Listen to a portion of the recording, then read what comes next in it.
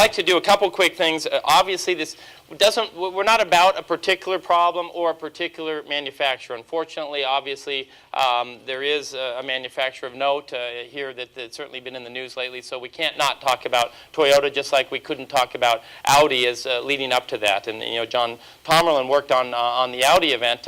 So just in closure there, John, a couple quick comments about Audi. Any findings from the Audi unintended acceleration has it been 20 years now, or?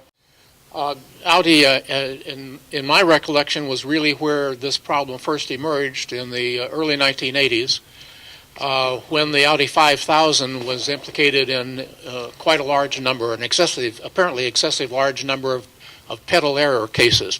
Although in the beginning they were known as unintended acceleration cases. I happened to be freelancing for Road and Track at the time. They were good enough to assign me almost an unlimited budget to trace this down. I went to Ingolstadt in Germany to visit the Audi plant.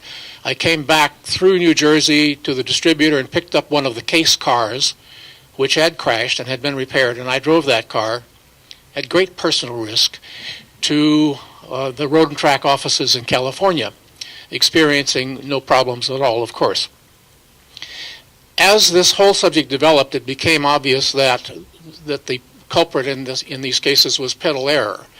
And the court cases almost immediately changed from the idea of unexplained, unintended acceleration to the misdesign or bad design or location of pedals which would promote this kind of error.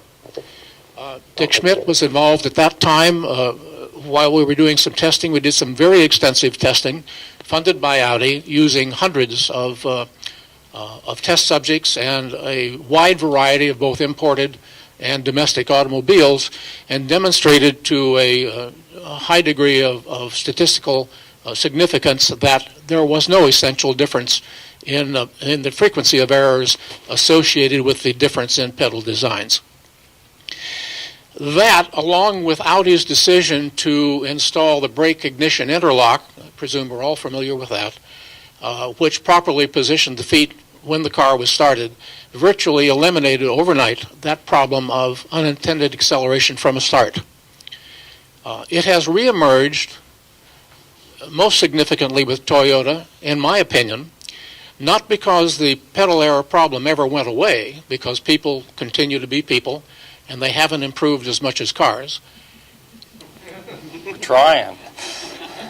But because the increasing complexity of the electronic systems in cars has psychologically distanced a lot of people from the knowledge of what's going on with the car. And in so doing, has made it easier to assign pedal errors, unintended acceleration to the vehicle rather than to the driver. It's going to get worse, because technology is not going to stop. It's going to continue to insulate the driver from the inputs that we older people were accustomed to getting from cars. It's going to alienate more drivers and cause them greater fear, and that can only contribute to the kind of pedal errors that we're talking about. The answer, in my opinion, is not to go back to a cable connection to the throttle. In my opinion, we're going to go forward with even more technology. I'd like to give, if I have just one more minute, 2 minutes, I'd like to give an example that I think brings this home. Dick Smith can talk about this too. There was a case involving Jeep Grand Cherokee, and this trial took place in Seattle about 1991, 92.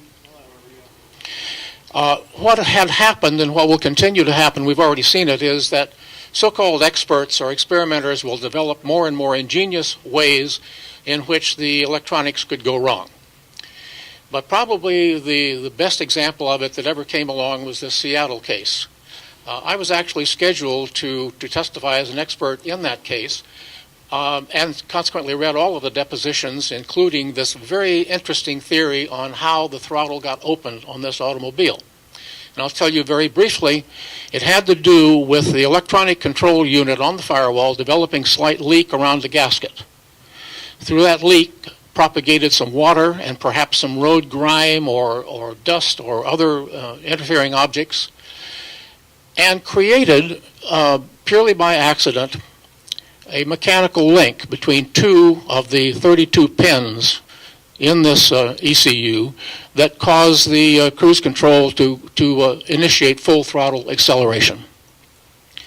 And what was very interesting is that after this rather remarkable event occurred, the moisture evaporated, leaving no trace. I was called the day before I was to fly to Seattle to be told that I wasn't needed for this trial because I think the attorneys for Chrysler were quite confident that they could destroy this theory. In fact, they lost the case. The jury bought it.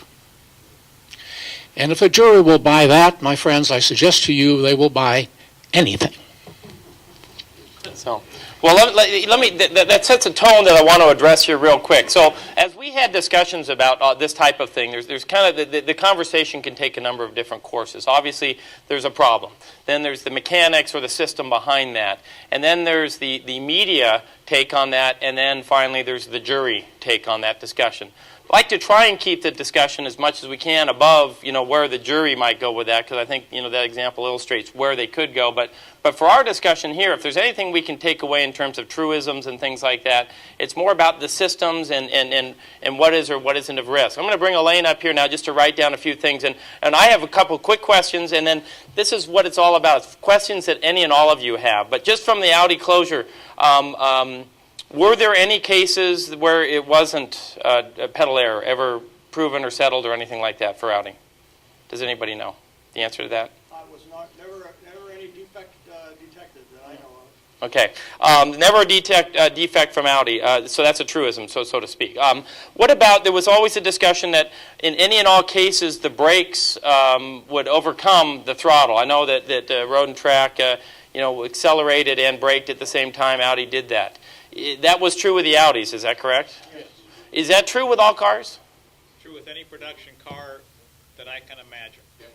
Some will get a little squirrely if they have lots of power. But so we pretty much all agree that any and all production cars you can put on the throttle full and the brakes and the car will stop? At highway speed. At highway speed? You can stop any production car by applying the brakes when it's got full throttle. But there's a question of force and effort and the capability of the driver and the willingness of the driver to push hard enough. Some people don't realize how hard they can push on a brake. They may think that no damage to the car. You push, a trained driver can push hard enough to do it. But the other thing that happens under full throttle, if it is full throttle, and I think the San Diego case that you mentioned is probably one of those, is there isn't a lot of engine vacuum being produced at full throttle. And if you dab the brakes a couple of times tentatively because you're not sure what's going on yet, you will deplete that vacuum. And now you're going to push the brake pedal with no power assist. We've been able to stop cars in that condition. We have taken a Camry and disconnected the vacuum line from the booster, plugged it up, and we sent our driver out, and we were able to stop the car in 167 feet from 60 miles an hour. Not even that many feet, but the effort required is quite high, and perhaps beyond the understanding of some drivers. So if the brakes can do it, the question is, do people do it?